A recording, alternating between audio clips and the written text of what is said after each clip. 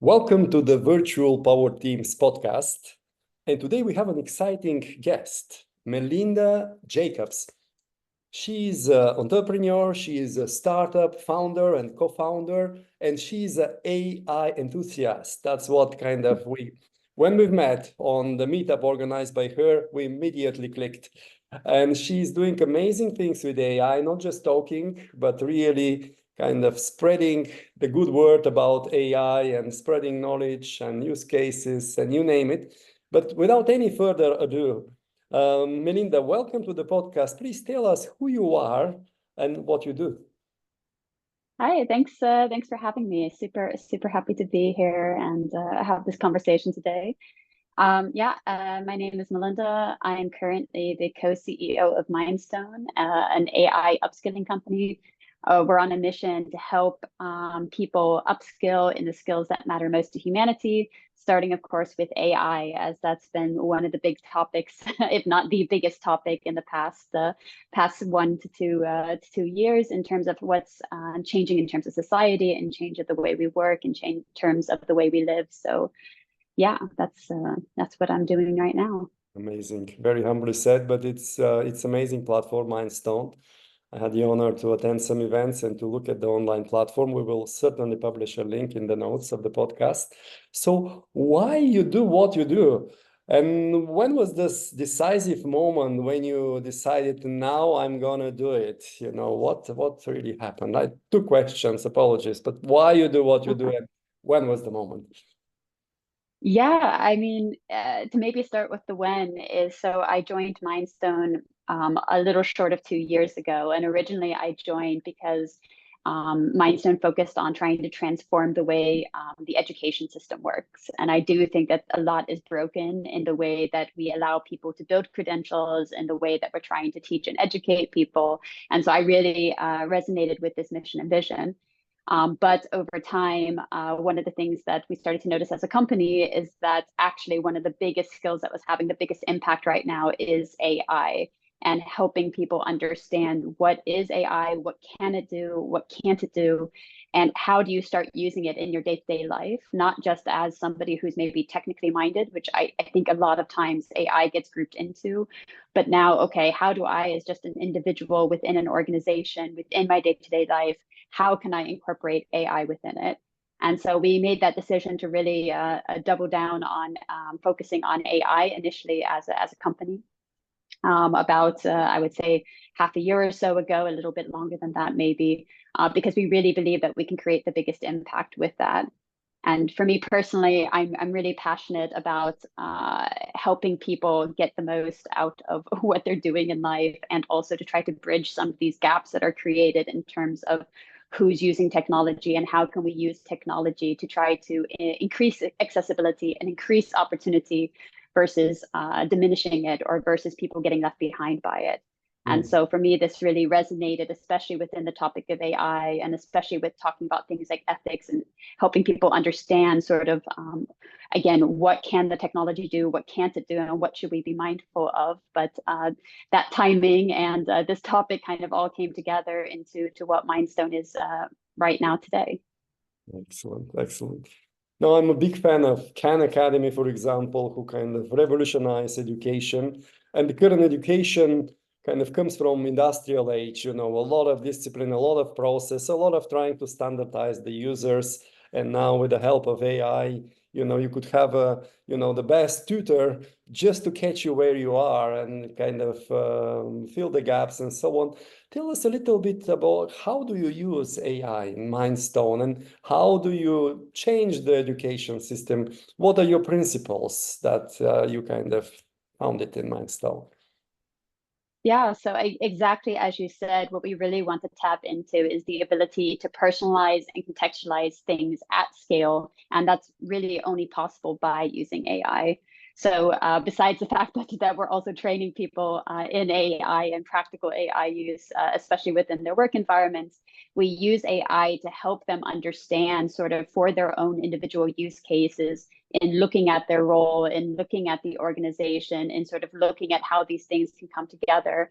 How not just sort of, okay, here's some information generally on how I might use AI at work, but here's some information contextualized to how I might use it for my role.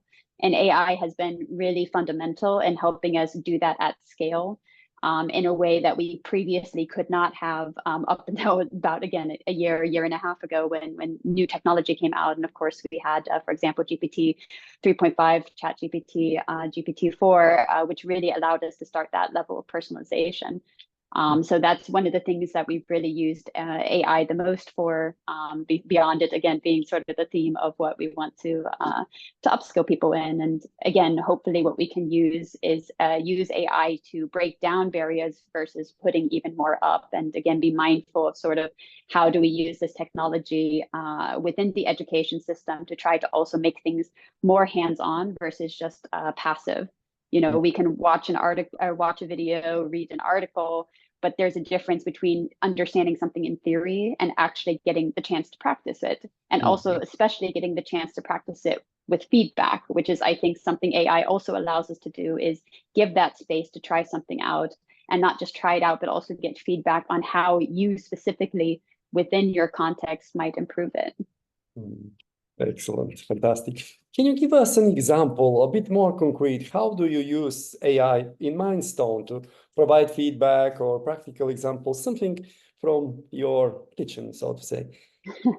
Yeah, sure. So for example, prompt engineering is, of course, an important part about understanding how to use generative AI at work. And so one of the things that we have is what we call the sandbox, where people can practice writing prompts. So they can even write a prompt that would actually help them in their day-to-day job. And they get a feedback just like you would if you use something like ChatGPT, you get the response. But additionally, we have an AI coach on the side that kind of scores, measures, and gives you feedback on your prompt and potentially how to improve it. So it will also even suggest a different way of phrasing it to potentially get a more accurate answer or to get a more relevant answer. So we really see ourselves as trying to be the training wheels from, okay, sure, you read about this prompt engineering, whatever it might be in this article. Okay, sounds nice, but you know, you don't really have the skills yet to go and just start using it at work with no guidance or coaching. And so we're looking to be that spot in the middle with a tool like this, for example, where yes, you can still do something relevant and practical and hands-on, but you're still getting that guidance and coaching so that you can work on perfecting that skill and also collecting evidence of it, because that's also something we do in the platform is we measure the amount of times you are engaging, doing these hands-on activities, so you can also show it off to really prove to place of employment or a place of future employment that, hey, I really do have this skill, I have had it tracked, I have had it scored and measured, and not just from theory, but really from hands-on practice. Wow, amazing, amazing. This is a very hot topic, prompt engineering. And the way you describe it sounds very attractive. Maybe just describe a little bit the business model without going into too much commercial details, but who is your target group? And if the audience would like to play in the sandbox, is it possible? Maybe just a little bit to see what's possible and what is your value proposition. Yeah, absolutely. So first and foremost, we do offer free access to a lot of things on Mindstone, specifically through our AI community.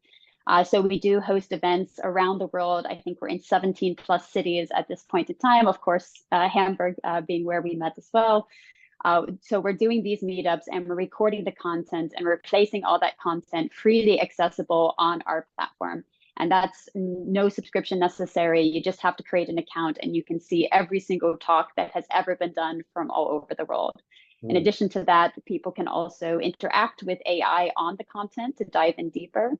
But if they really want to get sort of an expedited program or really a lot of additional hands-on support, like with the sandbox, we do have both live and self-serve programs. We call it our AI competency program. And what we want to try to do is just give a little bit more directive support through content, exercises, and activities, sometimes with a live class setting, so a live Zoom session, And people can pay for this if they would like to access this, or again, access the sandbox. You can get that in our self-serve program. But that's kind of what our business model is offering these more guided programs while still ensuring that we have enough free content accessible so that anybody who's interested in engaging and learning more about AI can, as that's a big part of our mission and vision. Excellent. Excellent. And I can only, echo the quality of your events and the materials. I've participated live and I watched some of the online materials. It's really amazing. What kind of AI are you using, just to, again, looking in the kitchen a little bit, to provide this functionality that you described? So most of the time we're using GPT through Azure. So we're using GPT-4. We do a lot of, again, our backend is a lot of prompt engineering as well, because of course, when using LLMs, that's the way that you get it to give any type of analysis or response.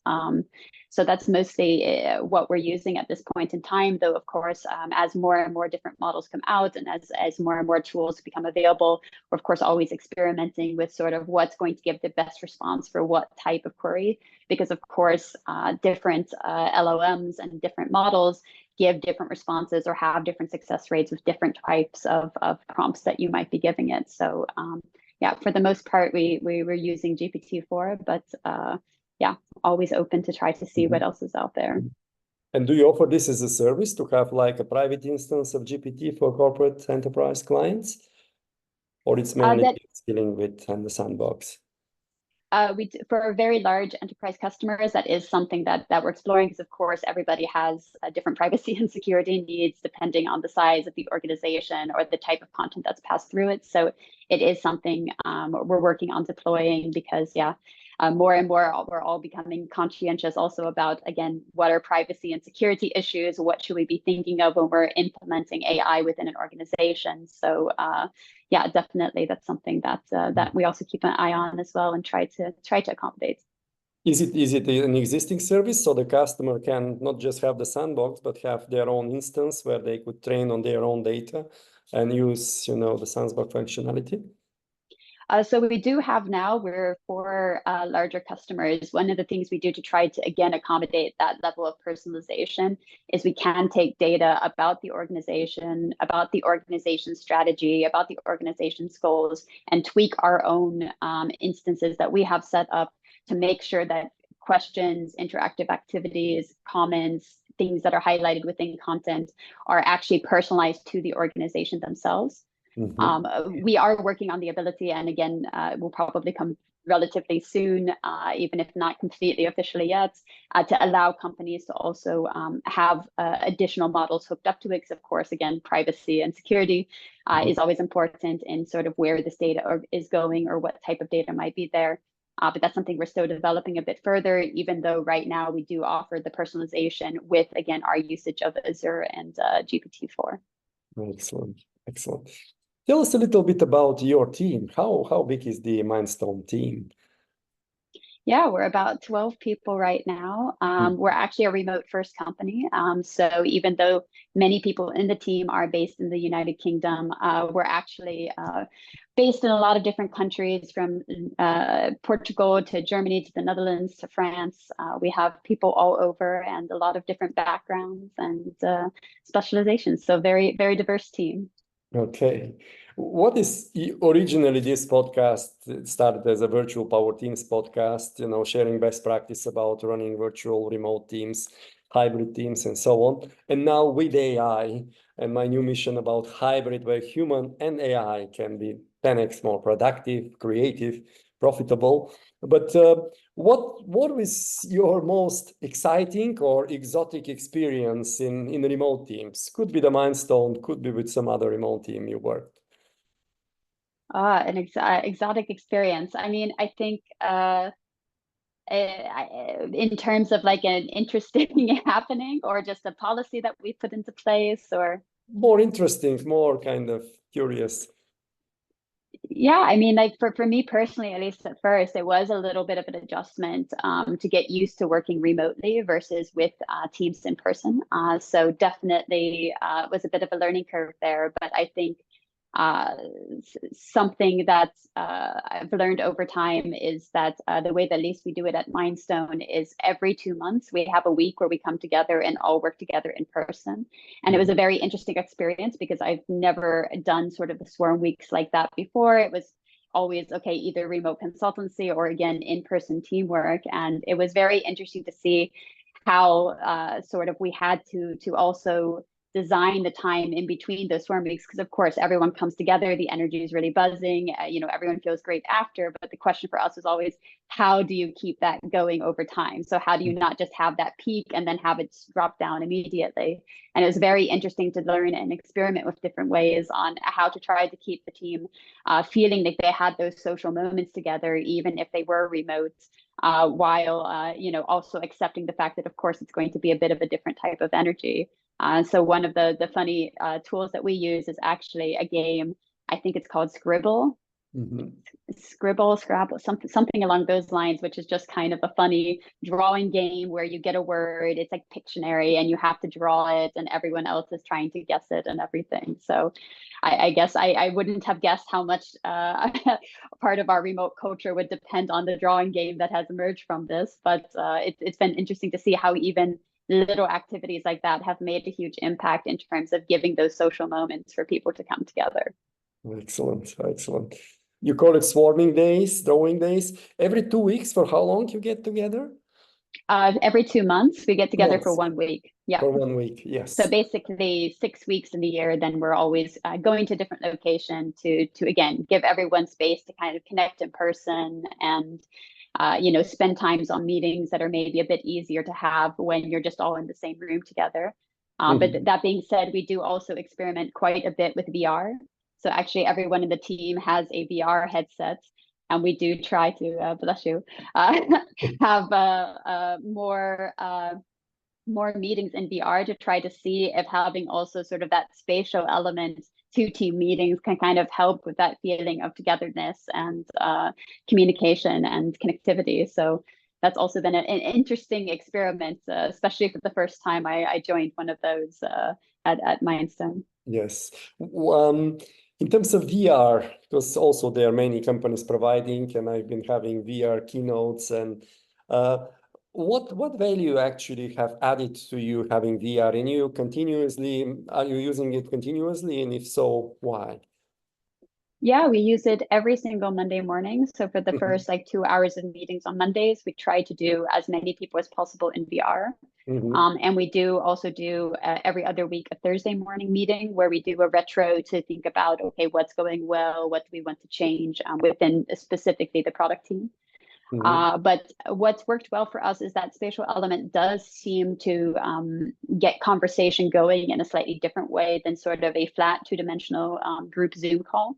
I mean, we still use Zoom for like quick check-ins or for some types of meetings, because sometimes that is just the most efficient way to come together without having so much equipment. But we do find that that spatial element does allow for sort of more smaller conversations, or for people joining in and maybe sharing something a little bit more likely, because being able to kind of indicate, okay, I'm now looking that direction, or I'm now looking this direction, or I can see the people around me, even if it is kind of funny little cartoons, does just kind of add to the meeting experience by giving another social indicator in it.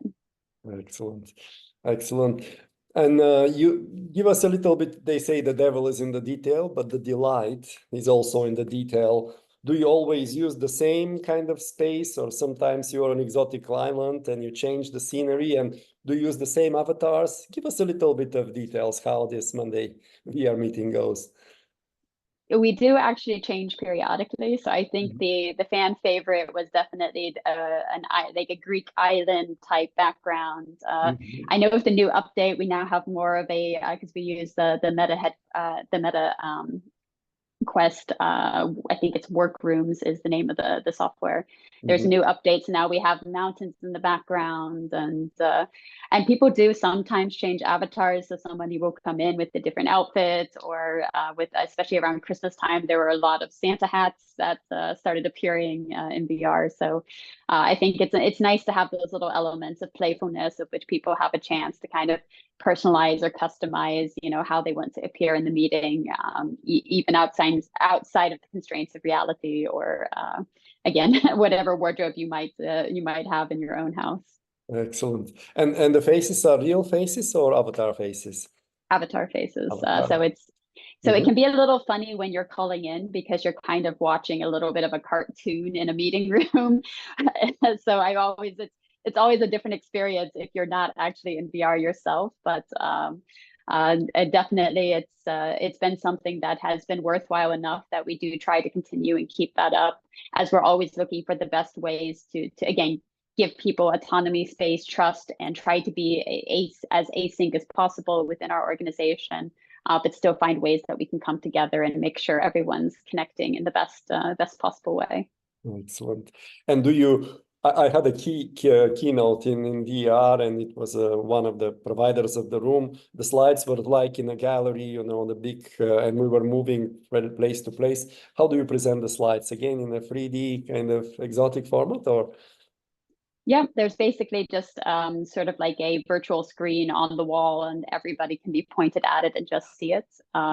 We actually did a podcast once for a while on education and learning in VR. So we did actually send people a headset and actually interview and conduct a podcast in a VR environment, which was also a very interesting experience and learning curve as well for us. But yeah, no, it's typically just a relatively simple projection on the screen, but it does feel different to have to like physically turn your body to be able to see the screen, much like you would in an actual physical space. Yes.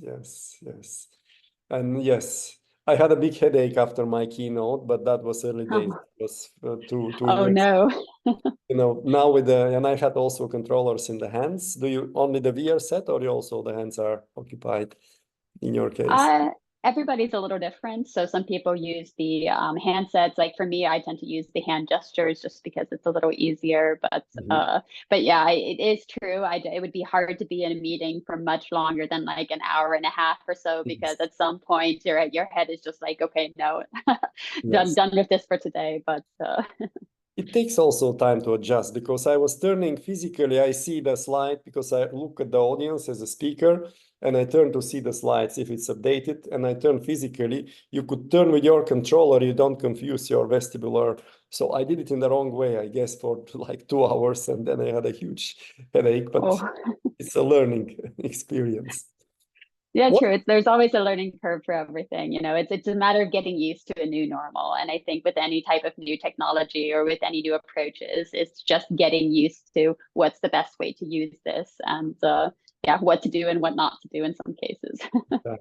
Exactly. What you gave already quite pragmatic advices with the week, swarming week, you call it, every 2 months for a week, and the VR Monday.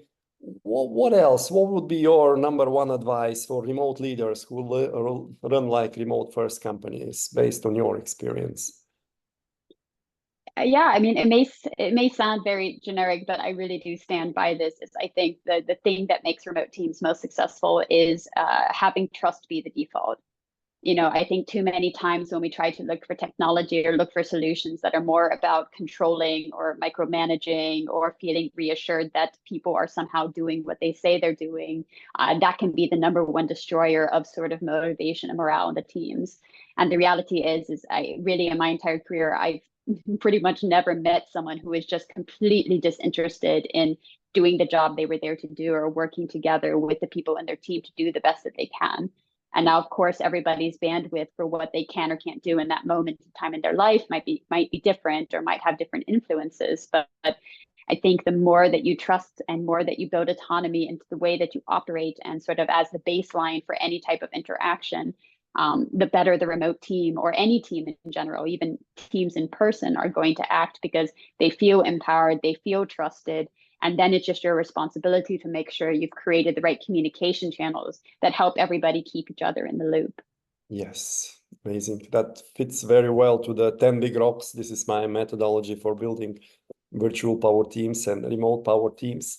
Yesterday, I listened to a podcast, and they were discussing about the skills of the futures. And one of the skills that was mentioned and discussed was, ability to build trust. Because the more we spend time in, online social media with AI and not with human beings, probably the more we need to train us to build trust, to be able through teamwork, through leadership, empowerment, and so on. What would be your take? How you build trust remotely? You mentioned, the communication channels, but now specifically, and give trust, as you said, you need to give it first. But what would be your kind of advice for building trust remotely? I mean, I think it starts with the way you interact with others or the way you communicate your expectations. And so, as a leader in the organization, how do I communicate with them when I want an update, or how do I make sure to create space where they feel they can come to me and talk to me about something that went wrong, or again, like showing that mistakes are going to happen. We're all human. There's no way that we can avoid them. And often that's how we learn the fastest. So making sure that it's not just that you're saying that, but you're actually acting on it is going to help build trust within the team. Because I think the reality is there is no amount of words that is just going to magically instill trust. It's the actions that you do that actually create those feelings of, okay, I do feel like I am trusted in this situation. I do feel like I can trust the people in the company and organization in the way they're going to respond. So a lot of it is just by setting out these values and guidelines and making sure you actually live by them, and making sure you actually create that space, and making sure, like, a lot of what we do, especially during the Swarm Weeks, is have a lot of workshops on how do we work together as individuals. What does the word trust mean for me versus what does the word trust mean for you, or what does collaboration mean, or what does communication mean? And these can seem like very high level conceptual kind of academic topics, but they're really, really important, because a lot of times when trust isn't formed is when language isn't used in a similar manner, or when expectations aren't aligned. And I think spending as much time as possible on just even helping people talk about what they need, what they think, what they feel, starts to build that space where trust can be created over time through consistency and actions and prioritization of these discussions. Excellent, excellent. No, spot on, spot on. The psychological safety as a key enabler that Google discovered in their project Aristotle. Those are the things. Do you do, apart from prioritizing those discussions and discussing feelings and so on, do you visualize, those outcomes or, principles and so on? Is there anything else to kind of stimulate other senses you do? Yeah, we definitely have different types of documents, or different sort of charters, as we call it within product, of which we try to show sort of what are our values as a team. We do check in and have scoring sessions on, like, how are we actually doing, and we try to visualize those on. We're a little bit of a numbers loving team, so we use spider graphs, radar graphs, to try to show sort of how are we actually scoring on what we're attempting to do. So a lot of times, just by having sort of a little bit of a physical activity of just actually scoring something on a sheet, or for our one-on-ones, we also do similarly, of which we have 5 points that we try to check in with everyone on, sort of impact and purpose. How are you being supported by your manager? How is team collaboration or communication going? How's your well-being? And also, how are you learning? We're also learning companies, of course. That's quite important for us. But by having some of these systems in place and just going through the process of actually writing down sort of what the scores are and discussing them, I think it helps put some of these things into practice with sort of an actionable exercise, versus just having the discussion and saying, okay, great, we agreed that our value is trust, but okay, how do we actually check in on that, and how do we have a follow-up plan? Wow.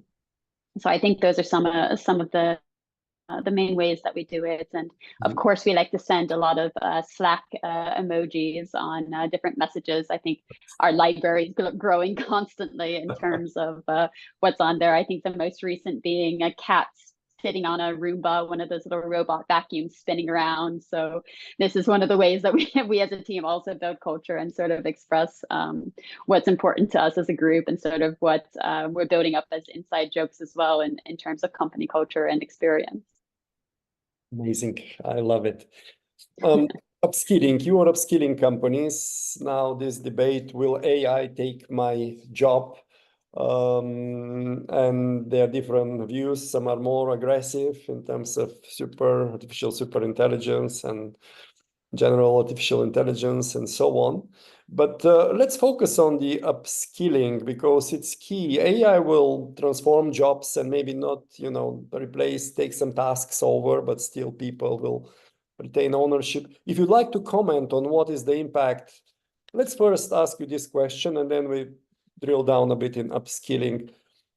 What do you think will be the impact of AI on jobs? In terms of if you could give some categories of jobs or maybe some timescales, however you'd like to respond. Yeah, I mean, I think first and foremost, it is a really powerful tool that we're now able to use to do different types of tasks or to do tasks that maybe before would have been impossible if you did not have a skill set readily there. And over time, historically, we do see a lot of changes in terms of how we can create as individuals. And I think one of the things that AI will allow us to do is to be able to create things and, create more in a certain set of time that we wouldn't have been able to do before, or to express ourselves even better than we would have been able to do before. But I think that the challenge in making sure that that doesn't spiral out of control is remembering that it is a tool, that it is something that we have intention, that we choose to use in order to do something, versus something that's going to come in and replace that intention or replace us specifically as individuals. The goal of society and any organization should be, how can we empower people more so that they can spend more time on jobs thinking strategically or thinking about what we want to communicate or what our positioning is or what problems we want to solve. And then AI steps in as a tool that allows us to solve those problems or solve those problems at scale in a way that we couldn't before.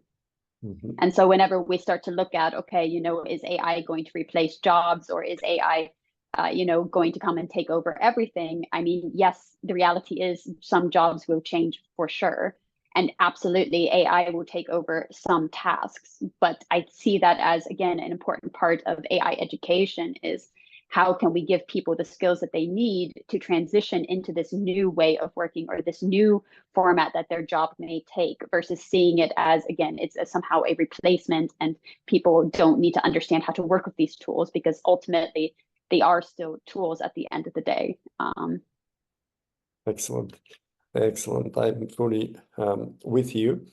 Many of our listeners are managers, senior managers, and so on, and they have now the challenge of organizing the reskilling and upskilling process. And you are providing services in this space, and you already give some great examples.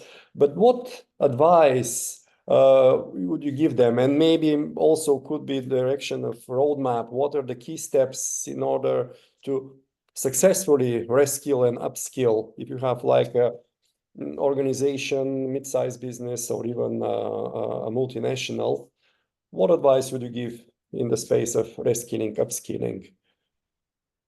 Yeah, I mean, I think first and foremost is just to take it first seriously and really include it in your planning, because even if it may not seem like some positions may be affected by AI, the reality is almost all positions are going to be. Every person on the planet is being affected by how AI is entering their life. And it's not just about, to look at AI upskilling as, okay, you learn how to do prompt engineering and that's it.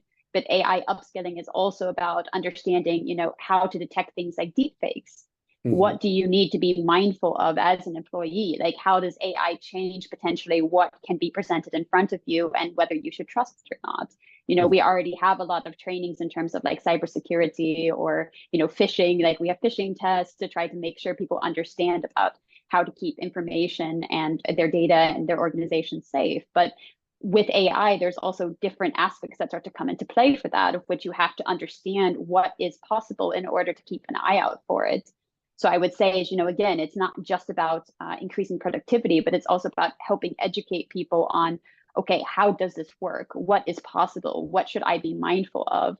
And also, again, with diversity or with ethics, understanding how AI, okay, it's trained on data, and where does this data get created, and what data it's trained on is going to determine sort of what biases or patterns it might detect in that data. And the more that everyone in your organization has these tools to be able to think about this in their day-to-day work, especially as AI becomes more and more integrated, again, not just in productivity tools, but also in potentially your own products or services, the more successful you are going to be as an organization, because everybody's equipped with this knowledge and understanding, that they're going to be able to help move the organization forward with these new perspectives, and again a new understanding of how something might fit into their day to day, or again what they should be mindful of. So I think it's also changing that narrative a bit, that it's not just about prompt engineering, or it's not just sort of about, okay, AI has existed and there is generative AI, but also these other sort of more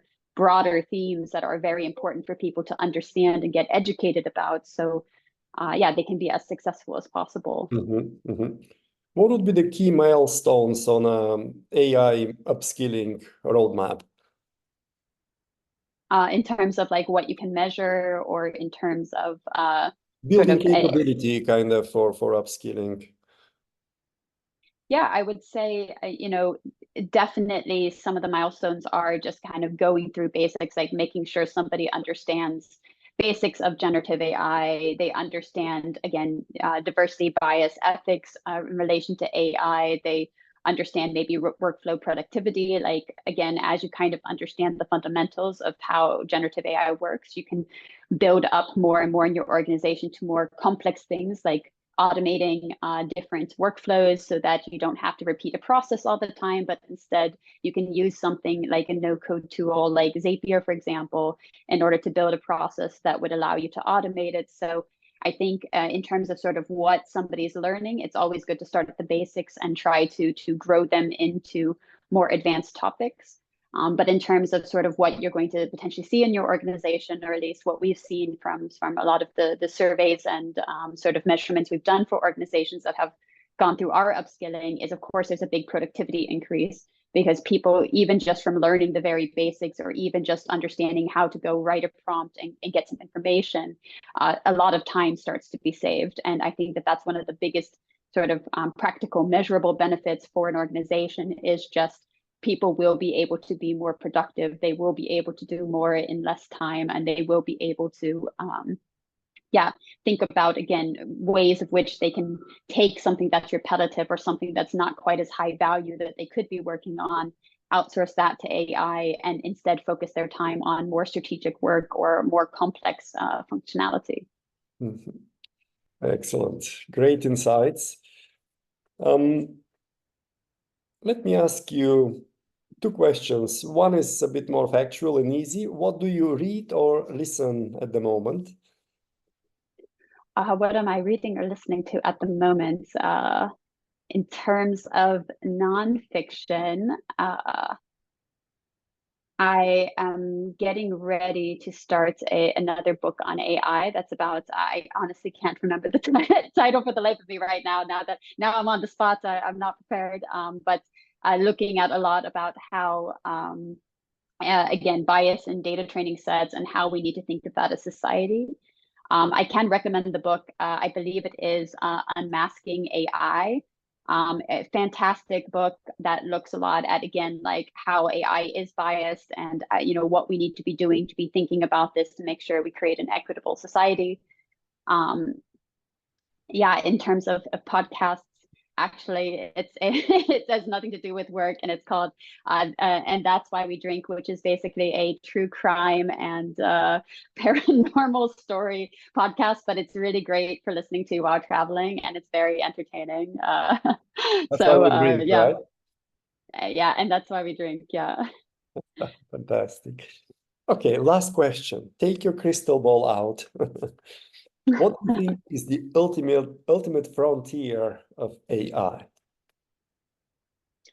Ultimate frontier. I mean, I think in terms of what I really hope sort of comes out in society, in part due to all of these advancements in AI, is that the productivity gains and sort of the advantages that we get from it aren't just given to organizations or aren't just given to companies, but they're also given back to individuals as well.